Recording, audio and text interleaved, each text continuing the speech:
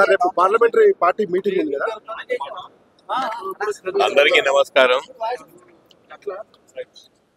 రేపు మాజీ మంత్రివర్యులు కేసీఆర్ గారు మా పార్లమెంటరీ పార్టీ మీటింగ్ పిలవడం జరిగింది.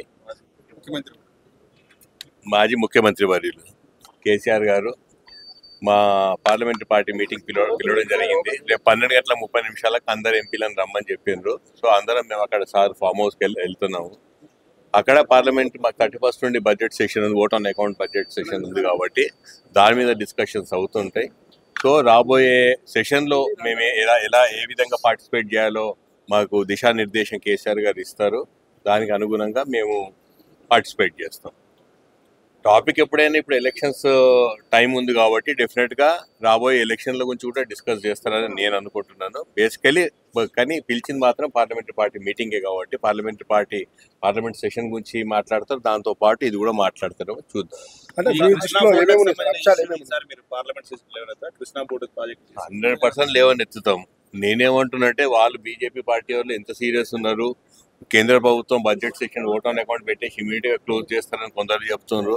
నిజంగా ఎక్స్టెండ్ చేస్తారా, ముందే శానిటైజ్ చేస్తారా అన్నది చూడాలి. డెఫినెట్గా మన తెలంగాణ అంశాల కోసమే బీఆర్ఎస్ పార్టీ పుట్టింది. మేము ఎప్పుడు అదే చెప్తున్నాం. బీఆర్ఎస్ పార్టీ ఉన్నదే తెలంగాణ గలం దళం బలం గురించి కాబట్టి 100% తెలంగాణ అంశాలు అన్నీ అదొకటే కాకుండా చాలా అంశాలు ఉన్నాయి. ఏమేమి ఇష్యూస్ అయినాయో గత 3-4 నెలల నుండి ఆ ఇష్యూస్ అన్నీ లేవనెత్తుతాం. డెఫినెట్గా అక్కడ గట్టిగా మాట్లాడి అన్ని టాపిక్స్ మీద బలంగా మాట్లాడతాం.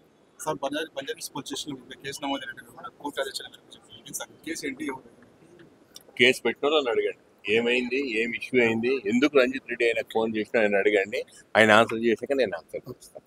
మీ సర్పంచ్ ఆయన కాల్ చేస్తే మీరే కాల్ చేసి ఆయన బెదిరించిందని కేసు అవునమ్మా, ఏమని బెదిరించండి అది కూడా చెప్పమను. నాకు 65 ఏళ్ళ చరిత్ర, నా పేరు మీద ఇప్పుడు ఎఫ్ఐఆర్ లేదు. ఫస్ట్ టైం ఆయన చేయబోయిండు. ఆయనకు 65 ఏళ్ళు ఉన్నాయి. నాకు అంత సంస్కారం ఉంది. నేను వాళ్ళ అమ్మ గురించి మాట్లాడే టాపిక్ ఏంది, ఎట్లయింది ఏందో అన్ని డీటెయిల్గా అడగండి. ఆయన చెప్పినాక నేను చెప్తాను.